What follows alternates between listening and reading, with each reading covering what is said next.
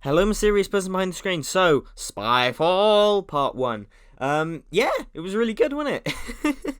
Yeah, I enjoyed it a hell of a lot. It's a much more confident production than the last series. The pre-title sequence is back, and it just feels like from the word go, it felt like, right, this is what it is. We know what this version of the show is. Let's get on with it. Here we go. Here's series 2. It definitely feels like a second series in that it's just launching into it with a lot of confidence, and it just feels very sure of itself. The performances are a step up. The look of the show is a step up again. It all feels just very, yeah, confident is the word. And I'm a bit gutted that they've sort of reversed some of the bold decisions of Series 11, like having no returning monsters. I mean, I wanted some returning monsters, but I don't know, maybe it's a bit too much too soon. But then again, you could dispute that because the twist was so good anyway. But yes, it was engaging. I've seen a lot of people saying it was slow, but I didn't mind the slow pace that much. I enjoyed the setup. I enjoyed getting to know the characters again and being reintroduced to this world. Jodie Whittaker as the Doctor continues to improve. She's just so damn likable, really, as the Doctor. She's just likable. She got a lot more, well, not a lot more, but she got a lot more angry this time around. The bit at the end when the big twist came, her acting in that scene was just fantastic, and that whole scene was quite effective. I should we talk about that? Just get the elephant in the room out of the way. The Master's back. Yeah, I don't know. I mean, Sasha. I don't know how you. I think it's Sasha Dewan is the as the Master. He was obviously in An Adventure in Space and Time, and he's a cracking actor, and it's a great choice. And his performance as the Master in that end bit was, oh, he's so good already. I really like him already. I hope that it's not another incarnation from Michelle Gomez, because that arc for the Master in Series 10, redeeming herself, I really enjoyed that arc, and I think it was such a brilliant end for that character. So I hope this is an in-between incarnation, maybe in between Sim and Gomez, or in between, I don't know, one of the other actors. I hope it's not following on from that, because I just think that arc is too good to spoil.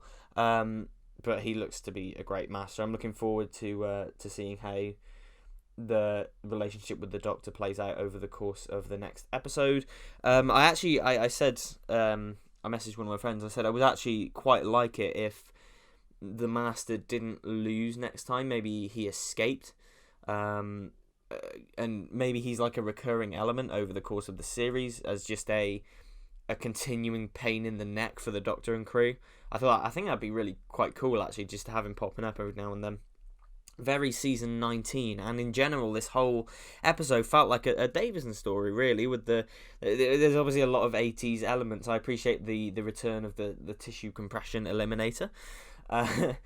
It's such a daft concept, and it's so silly and daft, but I love it, and I love that it's back. Likewise, the flying house at the end, it's stupid, but I love it because it's Doctor Who, and Doctor Who should be silly and stupid, and it definitely reminded me of a Davison story, and I really, really enjoyed a lot of that. The episode obviously tips its hat to a lot of Bond references. It's very influenced by Bond, and for a big Bond fan like me, I got a kick out of seeing all those references. And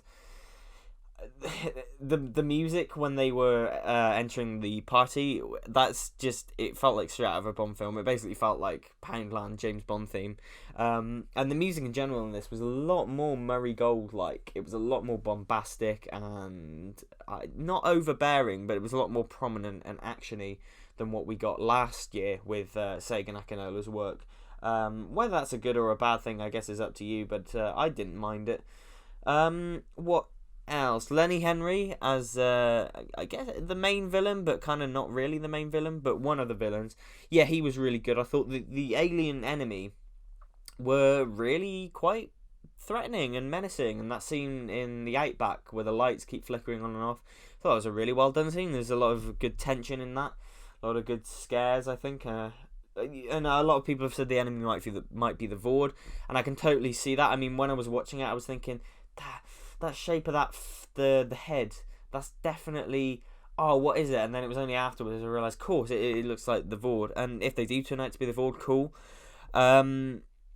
It would certainly line up if you dig deep into what the Vord have been doing in the canon. It would certainly line up there. But yeah, I'm excited to find out what they are. I mean, it's nice to see a bit more threat when it comes to the TARDIS crew.